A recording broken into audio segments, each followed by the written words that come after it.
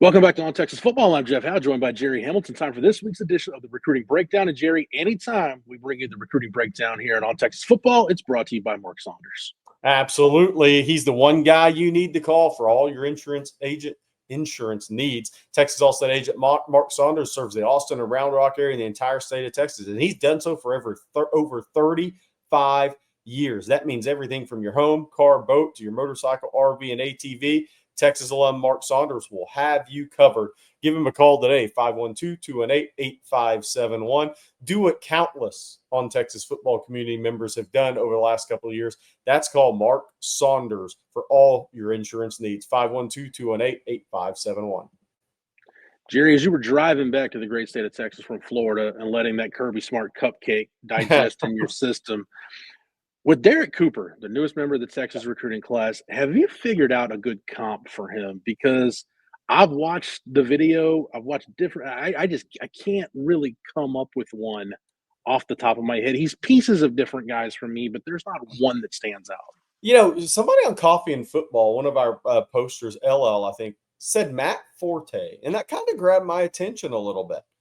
Because it's not what you would think about from a college perspective, because he played at Tulane, right? But then went on to have almost 10,000 yards in the NFL. From a physical build standpoint, running style, there's some similarity to Matt Forte. We'll have to see long term, but I haven't come up with a specific one yet. Little Zach Charbonnet, who started out at Michigan, went to UCLA and is in the NFL currently, maybe a little bit there, but I think Coop's faster, right? Mm-hmm. So who's that 6'1", 215, 220-pound guy long-term that's a 10'7", 10'800-meter guy? You know, Georgia fans were comparing him to Todd Gurley when he was committed there. Okay. You hope that's what he is. Yeah. If you're, I mean, that's number 10 overall, and you hope it's Todd Gurley. We'll see. Matt Forte is not a bad one. Gerry, it's a long way until December. How good do you feel about this class right now in terms of these guys sticking? I know a lot of that's going to play out during the season based on the kind of year Texas has, what other schools decide to do in terms of resources. But do you feel pretty good about this class sticking together? Oh, yeah, I do. I mean, look, I think people are going to try to pick off a defensive lineman from Texas. Like Florida won't back off Vodney Cleveland. Ole Miss will not back off Corey Wells, right? We'll see. Could LSU try to make some late move for Dylan Berrymon? We'll see, right? James Johnson. I mean, Miami won't walk away.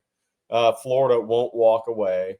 So we'll have to see. That's the position. I'm like, okay, Texas has to really be on their game there. Kenny Baker, but he's used to it. Look at Myron Charles and Josiah Sharma's recruitments last year. And by the way, Kenny Baker will stay on a couple of guys committed elsewhere too. But it's really D-line I look at and say that's where your battles will come from, because they're so coveted, and Texas has 4 4-star guys in there, so they have guys that people are going to want once the senior tape starts hitting, once the needs start hitting and being really known. I think that's the position I'm looking at. I also think, look, I think LSU won't back off Hayward Howard. LSU doesn't like that Texas has a corner from Edna Carr committed. They're going to stay on him. I just don't think there's any doubt about that. And Derek Cooper, look, people are going to stay on Derek Cooper. I mean, Miami will stay on Derek Cooper and see what happens. So Texas knows this, but if I'm looking at one position, it's D-line. But I think Texas has a really strong chance to keep this class committed. I think Texas has momentum. They have momentum on the field. They have momentum in recruiting now. They have a lot of buzz with the program. You know, Sark can always say 23 guys drafted, man. Arch Manning's here. I mean, he's got a lot of things going for him. So I would say if I was looking at one position, which there will be the biggest battles through December that Texas has committed right now, it'll be D-line. Gerry, I'm wrapping up at the Texas High School Coaches Association convention. There's been a lot of talk about Texas recruiting in-state prospects. And Sark actually, in his keynote address just now, gave a pretty impassioned plea to the high school coaches in this state that, you know, basically saying, and I'm not putting words in Sark's mouth, but basically saying, hey, it's a two-way street. We want to recruit your guys, but we need help keeping these guys in state. Yep. In lieu of that, in this 26 class, Texas has gone national. They made use of their connections nationally.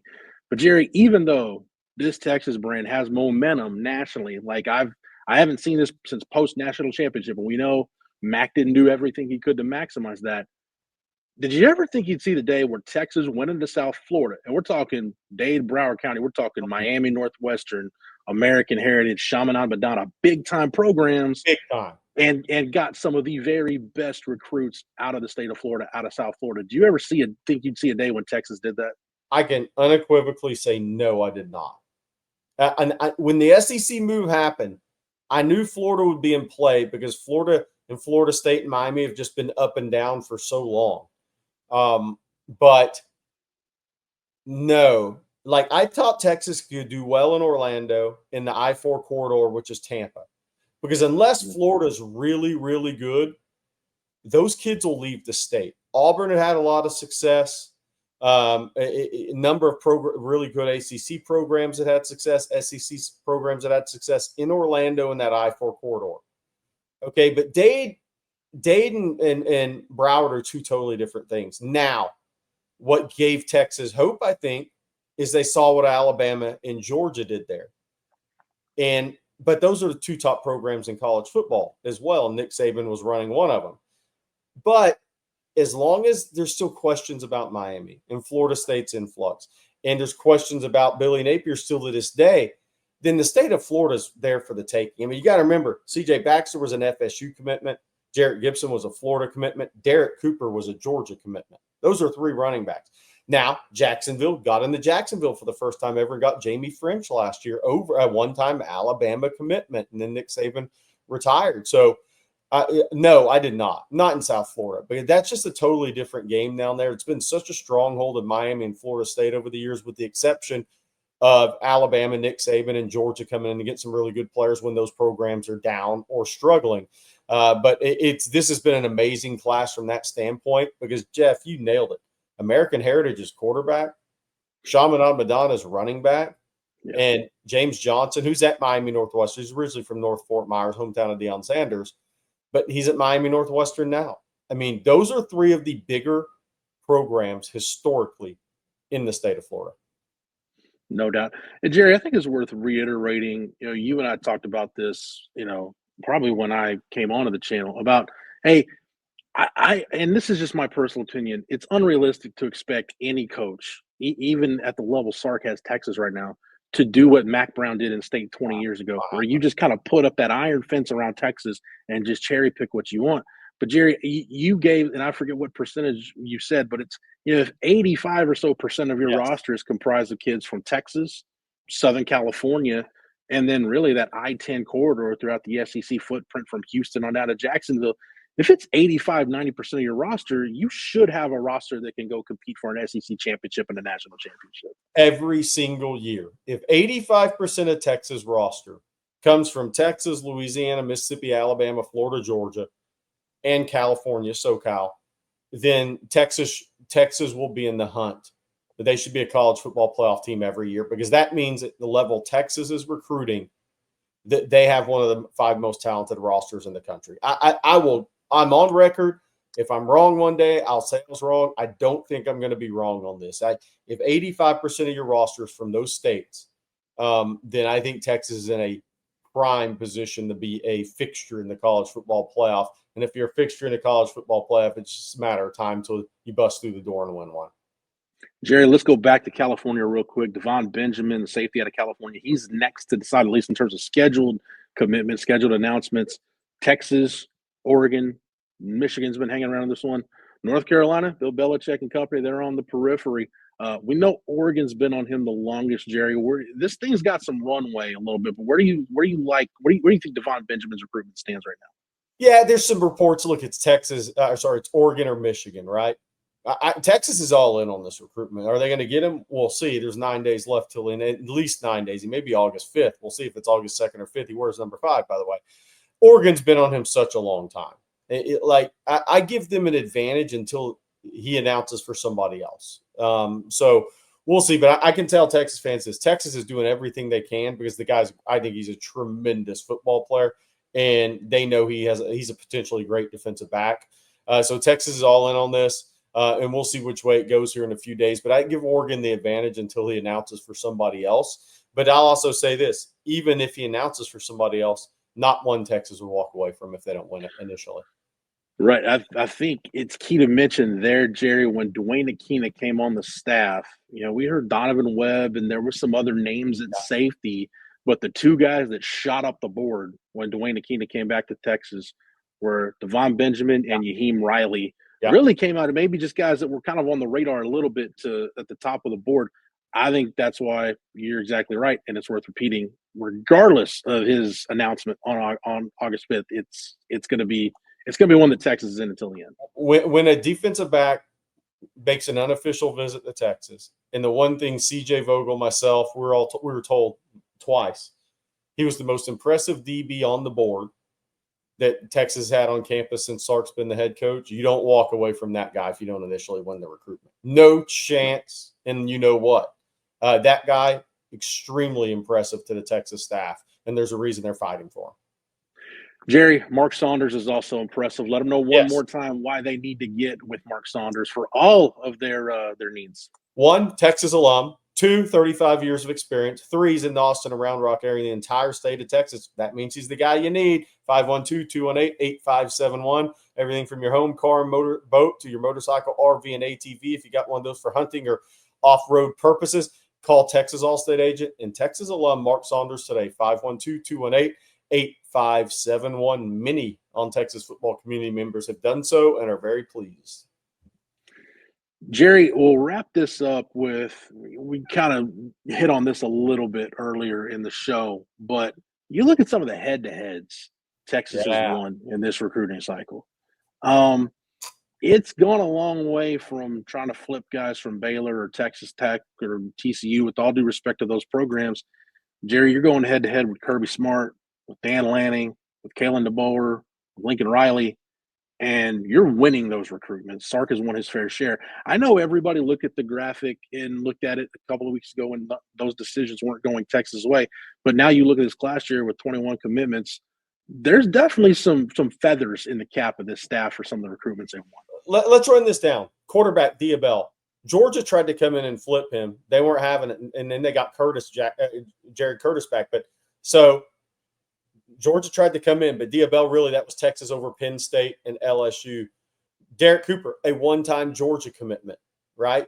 He backed off of that. Then he went through the process. Texas beats Miami, Georgia, Alabama, Ohio State. Cohen Brown, a one-time USC commitment before he was really on the radar. Chris Stewart, OV to Tennessee. Texas beats out Tennessee to keep him. John Turntine, Texas, Texas A&M, Michigan. Nicholas Robertson, not talked about because he committed early, but he had offers from A&M and other places as well. Max Wright was a big riser in January when coaches were out. Michigan wanted to bring him up. He had a number of schools after him. Dylan Berryman, we'll see if LSU comes back in around late on him. Vonnie Cleave was a one-time Alabama commitment. Richard Wesley, a one-time Oregon commitment. Didn't last long. Corey Wells almost committed to Ole Miss during the process. James Johnson, obviously a Georgia flip. Tyler Atkinson, Texas beats Georgia for him. Kosi Okpala, Texas beats Penn State for him. College football playoff team. Samari Matthews, Texas beats South Carolina right next door, a team that will be on the cusp of being in the playoffs. Texas beats LSU and Edna Carr for Hayward Howard. Jermaine Bishop, Texas beats Texas A&M. I mean, these are all huge wins on the recruiting trail for Texas. And this is a national class. Yes, they're ranked 4 or 5, but this is a national class in which Texas has beaten some of their biggest competition around the country for multiple guys in this class. And that is exactly where you want to be. Now, you're going to lose. Well, you have 21 commitments. You probably had 45, 46 official visitors. You're going to lose more than half, then you win. And every school does at that level. But what Texas has done in this class is they've taken on all comers, and they got everybody gets bloodied in recruiting a little bit, but they've walked away really looking good with the guys that were committed to Georgia, guys that were committed to Alabama, guys that were committed to Oregon. Texas has won their fair share of these battles and held on to a 5-star quarterback. Not that it was ever in doubt, but when Georgia came in, tried to get him to visit, he wouldn't even budge Diabell. So Texas has beaten some tremendous teams in this class, in this cycle. And by the way, I expect that to continue because this class has a runway left of probably 5-6 guys. Jerry, it's hard to pick one of these battles if you're power ranking them, like which one's most impressive. And I know a lot of people would go to either Derek Cooper again, getting him out of South Florida, or Tyler Atkinson. You take the top prospect in the state of Georgia. But for me, when you get James Johnson, Yeah. a defensive lineman from South Florida who was committed to Kirby Smart, and you flip him, all these battles they've won, Jerry, that might be the one for me that's the most impressive. That's where I was going to go. And I went there because, look, yes, he was committed to Georgia. He visited OV to Florida and Miami. So you had to beat out initially the in-state schools, right? And even though he's a North Fort Myers kid, he's at Miami Northwestern. But then to flip him so quickly after the Georgia commitment and the way it happened at SEC Media Days, I mean, wow, in Atlanta, that one takes the cake in this cycle, no doubt about it. Jerry, you took the cake from Kirby Smart at Derek Cooper's signing day or his commitment announcement. Texas doing damage in Florida, doing damage all across the country with the national class. Jerry, on this week's edition of the Recruiting Breakdown, any final thoughts? Yeah, so we'll see where this class goes ultimately. I think it's going to stay in the top 5. It wouldn't shock me if they're not competing like 1 or 2 in that area if the season goes well as you expect it does. Jake Krull probably won't announce until October. Does Texas make a move for a designated kind of pass rush specialist guy? Even though he can develop into more than that over time, his frame's going to need to take time. Do they make a run there? Because I think if they do, they can win that recruitment leading into, I think, a late September, August, or October decision. Then you have the guys who Texas will hang around the rim on. That's Malachi Lee, the offensive tackle committed to Michigan. It's Trenton Henderson, the edge committed to LSU. It's Braden Rouse, the linebacker committed to Tennessee. It could be a defensive back out there. It could be Jalen Lott at wide receiver committed to Oregon. They'll hang around the rim there. Texas is not done with the flips in this class, I don't think. And I also think there's a chance a couple of senior risers in their eyes could become part of this picture during the season. Grayson Littleton, who was committed to Clemson. Kellen Wiley, who's the linebacker from Armwood, who Texas lost out at the tape to Miami. And then you had Justice Terry. I'm not sure there's a Justice Terry out there in this cycle during the season, but I do think there could be a couple of senior risers. All right, Jerry, thank you for the knowledge and expertise as always. Thank you to Matthew behind the scenes for producing it. Thank you to the entire On Texas football staff. And if you're not an OTFOG, it's all right. You can become one right now. Get over to ontexasfootball.com. Sign up using the promo code OTFOG. That'll get you 1 year of access for just $39.95. We got $20 off. This won't last forever, so make sure you get over to the site right now. Again, the promo code is OTFOG. That'll get you 1 year of access at ontexasfootball.com for $39.95.